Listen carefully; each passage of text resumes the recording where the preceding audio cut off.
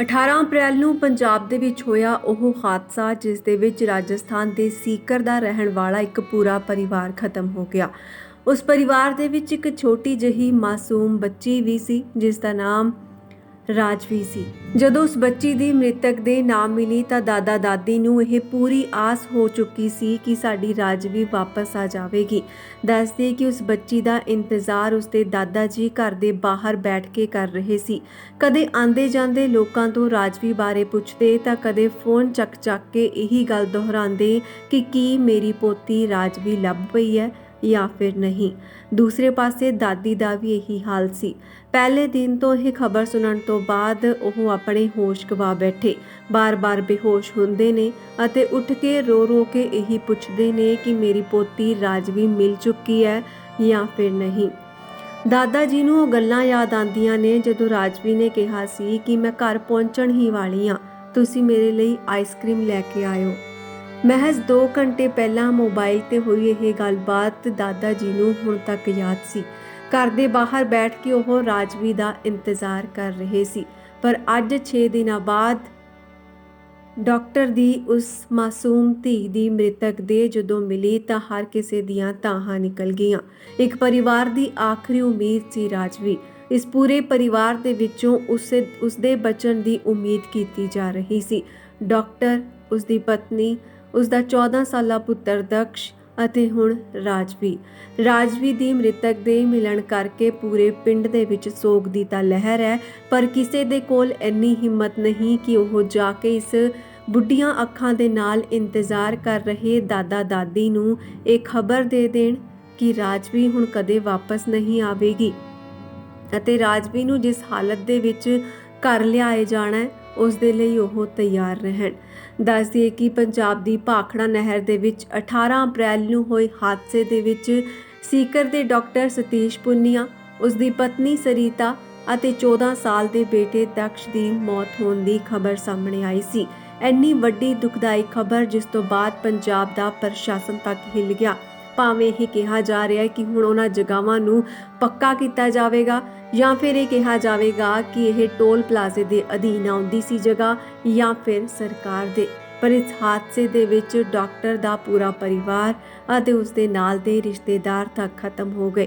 Doctor ਦੀ 4 ਸਾਲ ਦੀ ਬੇਟੀ ਰਾਜਵੀ ਦੀ ਮ੍ਰਿਤਕ ਦੇਹ ਮਿਲ ਚੁੱਕੀ ਹੈ। ਦੱਸਦੀ ਕਿ 6 ਦਿਨ ਪਹਿਲਾਂ ਰੀਗਲ CHC ਦੇ ਵਿੱਚ ਕੰਮ ਕਰਨ ਵਾਲੇ ਹੱਡੀਆਂ ਦੇ ਮਾਹਰ ਡਾਕਟਰ ਸਤੀਸ਼ ਕੁਮਾਰ ਪੁੰਨੀਆ, ਉਹਨਾਂ ਦੀ ਪਤਨੀ ਸਰੀਤਾ ਪੁੰਨੀਆ, ਬੇਟਾ ਰਾਜਾ ਉਰਫ ਦਕਸ਼ ਜਿਸ ਦੀ ਉਮਰ 14 ਸਾਲ ਸੀ, ਪੁੰਨੀਆ ਦਾ ਸਾਲਾ ਰਾਜੇਸ਼ ਅਤੇ ਰਾਜੇਸ਼ ਦੀ ਪਤਨੀ ਰੀਨਾ ਦੀ ਵੀ ਮੌਤ ਹੋ ਚੁੱਕੀ ਹੈ। ਇਹ ਸਾਰੇ ਛੁੱਟੀਆਂ ਮਨਾਉਣ ਦੇ ਲਈ ਹਿਮਾਚਲ ਟੂਰ ਤੇ ਗਏ ਹੋਏ ਸੀ। ਵਾਪਸ ਆਉਂਦੇ ਸਮੇਂ 18 ਅਪ੍ਰੈਲ ਨੂੰ ਉਹ ਆਪਣੀ ਕਾਰ ਦੇ ਵਿੱਚ ਸਵਾਰ ਹੋ ਕੇ ਵਾਪਸ ਹੀ ਪਹੁੰਚਣ ਵਾਲੇ ਸੀ। ਇਸ ਸੰਬੰਧੀ ਉਹਨਾਂ ਨੇ ਆਪਣੇ ਘਰ ਪਰਿਵਾਰ ਅਤੇ ਦਫ਼ਤਰ ਵਾਲਿਆਂ ਨੂੰ ਜਾਣਕਾਰੀ ਦੇ ਦਿੱਤੀ ਸੀ ਕਿ ਅੱਜ ਉਹ ਦੇਰ ਰਾਤ ਘਰ ਪਹੁੰਚ ਜਾਣਗੇ। ਪਰ ਰੂਪਨਗਰ ਦੇ ਕੋਲ ਪਹੁੰਚਣ ਤੋਂ ਬਾਅਦ ਭਾਖੜਾ ਨਹਿਰ ਦੇ ਕੋਲ ਹੀ ਇੱਕ ਕਾਰ ਨੂੰ ਟੱਕਰ ਮਾਰ ਦਿੱਤੀ ਗਈ। ਬੱਸ ਦੇ ਵੱਲੋਂ ਇਸ ਕਾਰ ਨੂੰ ਟੱਕਰ ਮਾਰੀ ਗਈ ਸੀ। ਬੱਸ ਡਰਾਈਵਰ ਉਸ ਤੋਂ ਬਾਅਦ ਫਰਾਰ ਦੱਸਿਆ ਜਾ ਰਿਹਾ ਸੀ। ਇਸ ਤੋਂ ਬਾਅਦ ਦੱਸਿਆ ਗਿਆ ਕਿ ਕਾਰ ਭਾਖੜਾ ਨਹਿਰ ਦੇ ਵਿੱਚ ਜਾ ਡਿੱਗੀ।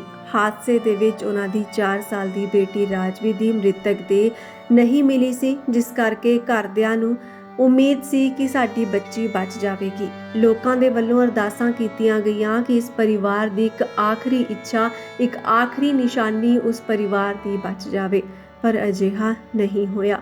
ਪਿਛਲੇ 6 ਦਿਨਾਂ ਤੋਂ ਇਸ ਬੱਚੀ ਦੀ ਭਾਲ ਕੀਤੀ ਜਾ ਰਹੀ ਸੀ। ਸ਼ਨੀਵਾਰ ਨੂੰ ਪੰਜਾਬ ਪੁਲਿਸ ਨੂੰ ਰਾਜਵੀ ਦੀ ਮ੍ਰਿਤਕ ਦੇਹ ਮਿਲ ਚੁੱਕੀ ਹੈ। ਦੱਸਦੇ ਕਿ ਇਹ ਮ੍ਰਿਤਕ ਦੇਹ ਹਾਦਸੇ ਵਾਲੀ ਜਗ੍ਹਾ ਤੋਂ ਕਰੀਬ 100 ਕਿਲੋਮੀਟਰ ਦੂਰੀ ਤੇ ਮਿਲੀ। ਇਸ ਤੋਂ ਬਾਅਦ ਉਸ ਦੀਆਂ ਫੋਟੋਆਂ ਨੂੰ ਘਰ ਵਾਲਿਆਂ ਨੂੰ ਭੇਜਿਆ ਗਿਆ, ਪਰ ਇੱਕ ਵਾਰ ਤਾਂ ਉਹ ਚਿਹਰਾ ਦੇਖ ਕੇ ਆਪਣੀ ਬੱਚੀ ਨੂੰ ਪਹਿਚਾਣ ਤੱਕ ਨਹੀਂ ਸਕੇ। ਪਰ ਰਾਜਵੀ ਦੇ ਗਲੇ ਦੇ ਵਿੱਚ ਪਾਇਆ ਲੌਕਟ, ਜਿਸ ਨੂੰ ਦੇਖ ਕੇ ਉਹਨਾਂ ਨੇ ਪਹਿਚਾਣ ਲਿਆ ਕਿ ਇਹ ਸਾਡੀ ਹੀ ਮਾਸੂਮ ਬੱਚੀ ਹੈ। ਸੀਕਰ ਦੇ ਠਿਕਰੀਆਂ ਦੇ ਵਿੱਚ ਉਸਦੇ ਪਰਿਵਾਰਕ ਮੈਂਬਰ ਉਸ ਦੀ ਮ੍ਰਿਤਕ ਦੇਹ ਨੂੰ ਲੈਣ ਦੇ ਲਈ ਰਵਾਨਾ ਹੋ ਚੁੱਕੇ ਨੇ। ਹਾਦਸੇ ਦੇ ਵਿੱਚ ਲਾਪਤਾ ਇੱਕ ਹੋਰ ਬੇਟੀ ਜਿਸ ਦਾ ਨਾਮ ਗੁੜੀਆ ਹੈ, ਉਸ ਦੀ ਤਲਾਸ਼ ਜਾਰੀ ਹੈ। ਦੱਸਦੀ ਹੈ ਕਿ ਉਹ ਰਾਜੇਸ਼ ਦੇਵੰਦਾ ਦੀ ਬੇਟੀ ਹੈ ਜੋ ਕਿ ਇਸ ਕਾਰ ਦੇ ਵਿੱਚ ਸਵਾਰ ਸੀ। ਖਬਰ ਮਿਲਦੇ ਹੀ ਪਰਿਵਾਰ ਦੇ ਵਿੱਚ ਦੁੱਖ ਦਾ ਇੱਕ ਵਾਰੀ ਫਿਰ ਤੋਂ ਉਹੀ ਮਾਹੌਲ ਬਣ ਗਿਆ ਜਿਸ ਦੇ ਵਿੱਚੋਂ ਉਹ ਨਿਕਲਣ ਦੀ ਕੋਸ਼ਿਸ਼ ਕਰ ਰਹੇ ਸੀ।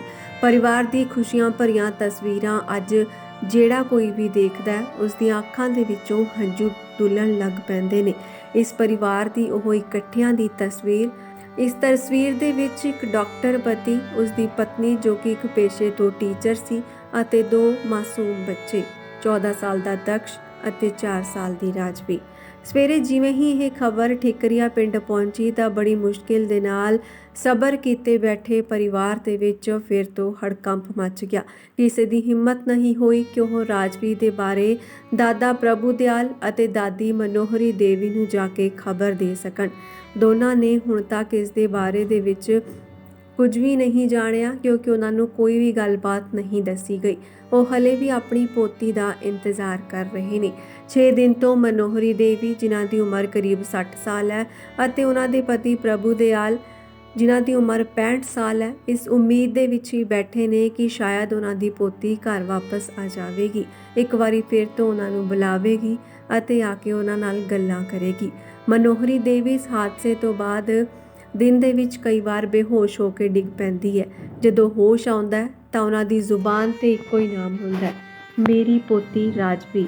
ਰਾਜਵੀ ਵਾਪਸ ਆ ਗਈ, ਪਰ ਹੁਣ ਅਜਿਹਾ ਸ਼ਾਇਦ ਉਹ ਕਦੇ ਵੀ ਨਾ ਕਹਿਣ। ਹਿਮਾਚਲ ਟੂਰ ਤੇ ਜਾਂਦੇ ਸਮੇਂ ਰਾਜਵੀ ਆਪਣੇ ਸਾਰੇ ਖਿਡੌਣੇ ਇੱਕ ਜਗ੍ਹਾ ਤੇ ਰੱਖ ਕੇ ਗਈ ਸੀ। ਇਹ ਖਿਡੌਣਿਆਂ ਦੀ ਤਸਵੀਰ ਵੀ ਅਸੀਂ ਤੁਹਾਨੂੰ ਇਸ ਸਮੇਂ ਦਿਖਾ ਰਹੇ ਹਾਂ। ਦੱਸ ਦਈਏ ਕਿ ਮਾਸੂਮ ਬੱਚਿਆਂ ਦੀਆਂ ਚੀਜ਼ਾਂ ਅਤੇ ਗੱਲਾਂ ਹੀ ਹੁੰਦੀਆਂ ਨੇ ਜਿਹੜੇ ਵੱਡੇ ਹਮੇਸ਼ਾ ਆਪਣੇ ਦਿਲੋਂ ਦਿਮਾਗ ਦੇ ਅੰਦਰ ਰੱਖਦੇ ਨੇ ਅਤੇ ਇਹੀ ਛੋਟੀਆਂ-ਛੋਟੀਆਂ ਗੱਲਾਂ ਘਰ ਪਰਿਵਾਰਿਕ ਮੈਂਬਰਾਂ ਨੂੰ ਵੱਡੀਆਂ ਖੁਸ਼ੀਆਂ ਦਿੰਦੀਆਂ ਨੇ। ਦੂਸਰੇ ਪਾਸੇ ਇਸੇ ਘਰ ਦੇ ਵਿੱਚ ਦਾਦਾ ਪ੍ਰਭੂ ਦਿਆਲ ਪੂਨਿਆ ਦਾ ਜੋ ਹਾਲ ਹੈ ਉਹ ਹੋਰ ਵੀ ਜ਼ਿਆਦਾ ਰਵਾ ਦੇਣ ਵਾਲਾ ਹੈ। ਉਹ ਆਪਣੇ ਘਰ ਦੇ ਬਾਹਰ ਹੀ ਬੈਠੇ ਰਹਿੰਦੇ ਨੇ। ਦਿਨ ਭਰ ਉਹ ਘਰ ਦੇ ਵਿੱਚ ਕਈ ਲੋਕ ਆਉਂਦੇ ਨੇ ਪਰ ਉਹਨਾਂ ਨਾਲ ਮਿਲਦੇ ਨਹੀਂ। ਉਹ ਬਸ ਇੱਕ ਟਕੀ ਲਗਾ ਕੇ ਦੇਖਦੇ ਰਹਿੰਦੇ ਨੇ ਕਿ ਕਦੋਂ ਕੋਈ ਰਾਜਵੀ ਨੂੰ ਲੈ ਕੇ ਆਏਗਾ। ਬਾਰ-ਬਾਰ ਮੋਬਾਈਲ ਨੂੰ ਚੱਕ ਕੇ ਦੇਖਦੇ ਨੇ ਕਿ ਸ਼ਾਇਦ ਕੋਈ ਖਬਰ ਆ ਗਈ ਹੋਵੇ। ਇਸੇ ਮੋਬਾਈਲ ਤੇ ਰਾਜਵੀ ਦੇ ਨਾਲ ਉਹਨਾਂ ਦੀ ਆਖਰੀ ਗੱਲਬਾਤ ਹੋਈ ਸੀ, ਮਹਿਜ਼ 2 ਘੰਟੇ ਪਹਿਲਾਂ। ਇਹ ਸਾਰੀ ਘਟਨਾ ਹੋਣ ਤੋਂ ਪਹਿਲਾਂ 18 ਅਪ੍ਰੈਲ ਨੂੰ ਉਹਨਾਂ ਦੀ ਜਦੋਂ ਗੱਲ ਹੋਈ ਸੀ ਤਾਂ ਰਾਜਵੀ ਨੇ ਕਿਹਾ ਸੀ ਕਿ ਮੈਂ ਘਰ ਆ ਰਹੀ ਹਾਂ, ਤੁਸੀਂ ਮੇਰੇ ਲਈ ਆਈਸਕ੍ਰੀਮ ਲੈ ਕੇ ਆਇਓ। ਪਰ ਉਸ ਤੋਂ ਬਾਅਦ ਪੰਜਾਬ ਦੀ ਭਾਖੜਾ ਨਹਿਰ ਦੇ ਵਿੱਚ ਇਹ ਸਾਰਾ ਪਰਿਵਾਰ ਬੱਸ ਦੀ ਲਾਪਰਵਾਹੀ ਦੇ ਕਾਰਨ, ਬੱਸ ਡਰਾਈਵਰ ਦੀ ਲਾਪਰਵਾਹੀ ਦੇ ਕਾਰਨ ਟੱਕਰ ਵੱਜਣ ਤੋਂ ਬਾਅਦ ਨਹਿਰ ਦੇ ਵਿੱਚ ਸਮਾ ਗਿਆ। ਉਮੀਦ ਕੀਤੀ ਜਾ ਰਹੀ ਸੀ ਕਿ ਇਹ ਦੋਵੇਂ ਬੱਚੀਆਂ ਕਾਸ਼ ਜ਼ਿੰਦਾ ਬਚ ਜਾਣਗੀਆਂ, ਪਰ ਹੁਣ ਇਹ ਇੱਕ ਆਖਰੀ ਉਮੀਦ ਵੀ ਟੁੱਟਦੀ ਨਜ਼ਰ ਆ ਰਹੀ ਹੈ। ਰਾਜਵੀ ਦੀ ਮ੍ਰਿਤਕ ਦੇਹ ਮਿਲ ਚੁੱਕੀ ਹੈ ਪਰ ਗੁੜੀਆ ਦਾ ਇੰਤਜ਼ਾਰ ਹਲੇ ਵੀ ਉਹਨਾਂ ਦੇ ਘਰ ਦੇ ਕਰ ਰਹੇ ਨੇ। ਦੱਸਦੀ ਕਿ ਗੁੜੀਆ ਦੀ ਉਮਰ ਮਹਿਜ਼ 2 ਸਾਲ ਦੀ ਹੈ। 2 ਸਾਲ ਦੀ ਉਹ ਬੱਚੀ ਜਿਹੜੀ ਆਪਣੇ ਮਾਪਿਆਂ ਨੂੰ ਤਾਂ ਗਵਾ ਚੁੱਕੀ ਹੈ ਪਰ ਹੋ ਸਕਦਾ ਹੈ ਕਿਤੇ ਨਾ ਕਿਤੇ ਜ਼ਿੰਦਾ ਹੋਵੇ। ਘਰਦਿਆਂ ਦੇ ਵੱਲੋਂ ਉਸਦੇ ਵਾਪਸ ਆਉਣ ਦੀ ਅਤੇ ਖੁਸ਼ਾਮਦੀ ਦੇ ਲਈ ਅਰਦਾਸਾਂ ਅਤੇ ਦੁਆਵਾਂ ਕੀਤੀਆਂ ਜਾ ਰਹੀਆਂ ਨੇ।